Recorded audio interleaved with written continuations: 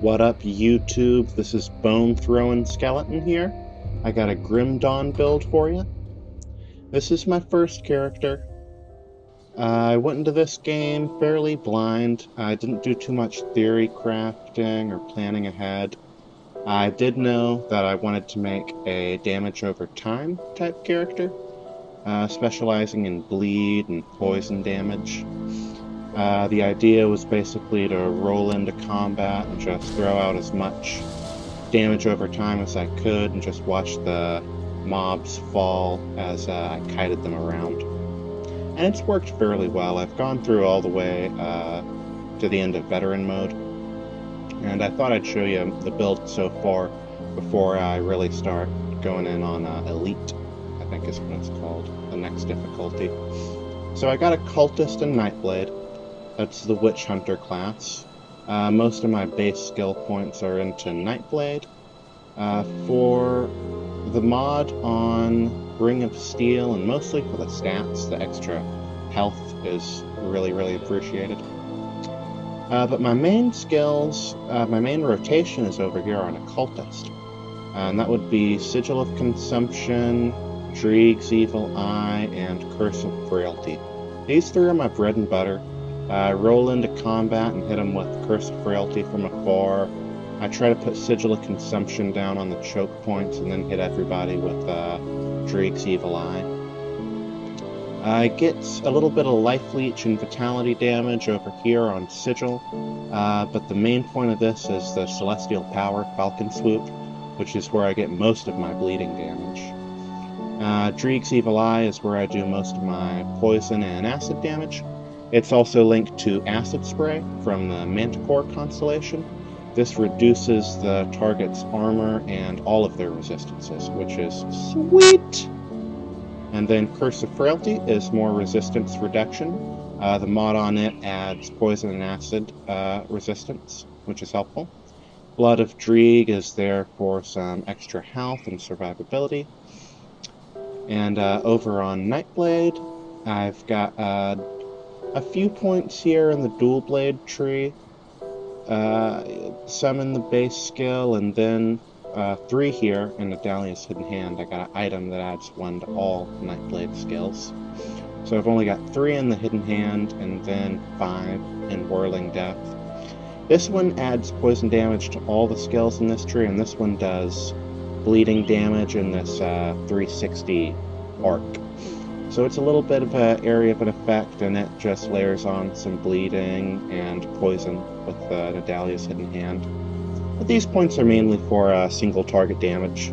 After I drop my DOTs, I use Shadow Strike and just do some left clicking to kind of bring down the heroes and the bosses, assuming I can handle the damage they're dishing out. I got Ring of Steel over here. It does a little stun, it does some damage. I mainly keep it for the mod, which does bleeding damage. And then Shadow Strike is mainly for that single target damage, as well as mobility. It really helps me move around the mob if they're trying to corner me. And it just helps after I lay on all the DOTs to bamf out and watch everyone just get their faces melted off. And then I got some poison damage on the mod, which is just more single target damage. Pneumatic Burst is my second heal. I've got the mod on it that reduces skill recharge and Shadow Dance, which helps out my defensive ability while that's active. I've got 1 point in Veil of Shadows, and that is strictly for the Fetid Pool proc. Earlier on this character, around levels 1 through about like 40, I dumped a lot of points into this skill. I had it maxed out for a while. It was a total waste. Nobody ever really stayed in range for the offensive ability or the total speed reduction. It wasn't doing me any good. I thought it seemed helpful on paper. I believe the mod reduces, poison and acid damage, so I thought that would really help me out. It didn't help me out, so I Dropped those points. I think I put them up here. And now it's just there for the Fetid Pool proc. It's really nice to have that on an aura that's active all the time, though. Because you put that on, and then anybody who hits you, they could be, across the screen, and they get that, they have a 33% chance to get that little acid cloud that surrounds them. Very, very helpful. And then I got Phantasmal Armor down here. 1 point in that just to help me out with energy efficiency. Not really sure if that helps. Haven't really, dug deep enough into the stats to see if that's making a diff. I might drop that point and put it somewhere else. 6 points in Blade Barrier. This is my go-to oh shit button. Whenever I'm surrounded, this is what I drop to kind of relieve the pressure. Works really well when I'm standing in the middle of Sigil of Consumption and everybody around me has been hit with the Dreeg's Evil Eye. It works perfectly. The skill's only active for what? I think 3-second duration, and it's just enough time for everybody to just melt. I fixed a lot with the skill points on this character. I don't know how much it costs now to refund one of these points, but I cranked it up pretty high. I was non-stop tweaking and editing and changing stuff up throughout the leveling process. For most of the game, level 1 through 55, I think, I had Bloody Pox. And I let it tag along and strung it along, mainly for that skill description. If you could just take a look at that. The description is brutal. It says, shunned even by many occultists for prolonged suffering it inflicts. This abhorrent curse calls down a virulent plague to spread amongst foes, inexorably sapping their life force and causing them to bleed from every orifice. It sounds great, and that description is totally misleading because I would not call it a virulent plague. It does not spread amongst foes anywhere near fast enough as you would need it to. I would go into combat with this, it would be the first thing I'd drop, and then I'd follow it up with Dreeg's Evil Eye, and everything that could have been damaged by it would have been already dead before it got to maybe 1 or 2 other enemies. This is a really, really weak skill from my experience, and I had it cranked out. I think this was at 6, and this was at 2 or 3, and it didn't help. It didn't make a difference. I thought at first, it's not spreading that much, so maybe it'll just be some extra single target damage, and it didn't make a difference there either.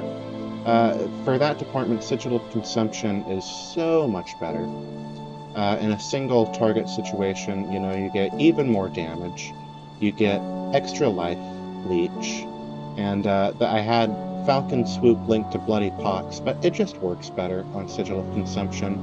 It's easier to, know where the Falcons are going to go. It's easier to get the piercing damage that they do.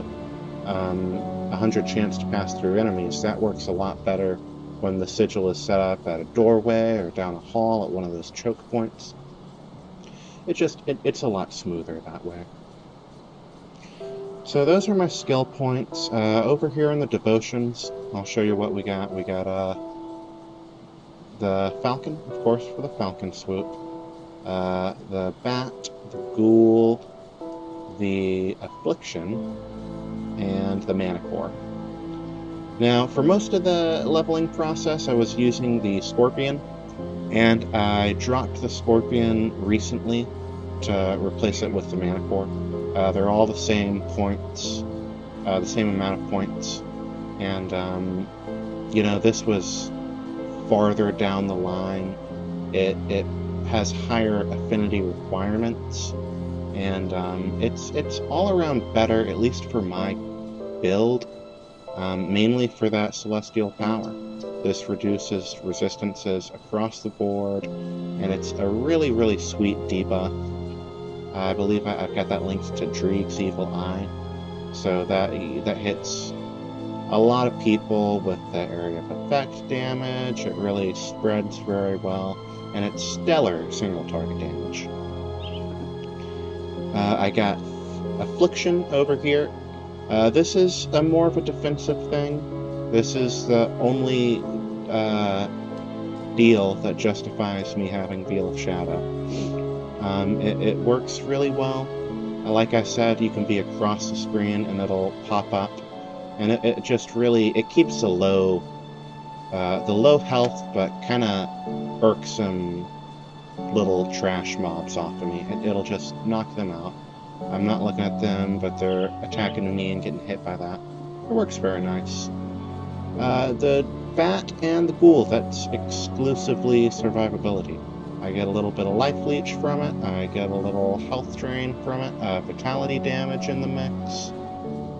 Twin Fangs as a celestial power. I've got it linked to Dreeg's Infinite Gaze, which is linked to the, it's something you get from the Mark of Dreeg. That ability's good, this celestial power. I don't see a big impact. If I was going to drop any of these constellations, it would definitely be the Bat. Not really sure else where I'd put it, and I think those, that complete bonus is pretty important, So as far as, kind of end-game, constellations that I'm working towards, right now I'm thinking it's going to be... The next thing I'm going to go for is Chariot of the Dead. The offensive ability looks pretty good, and the Celestial Power might give me a little bit more. It looks like it's going to help with survivability.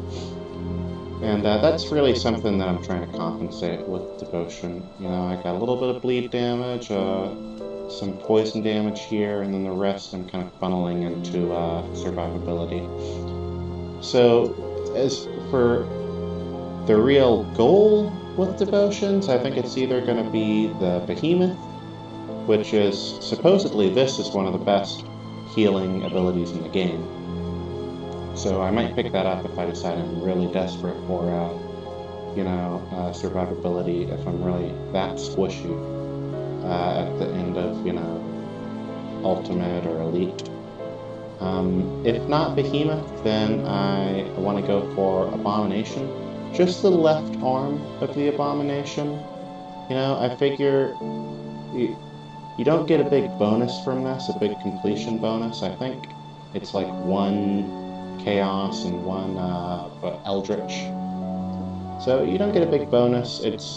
You don't need it. There's nothing else past it, obviously, that you would need it for. So I'm thinking if I have the points for it and if I decide against Behemoth, I'm just going to get the left arm for that little bit of, offensive ability, poison damage. This Celestial Power looks pretty sweet. So that's the goal for the Devotions so far, as far as I can tell. Pick up a little bit more bleed for the points I need for that. Maybe pick up some damage for the points. This would help me towards that.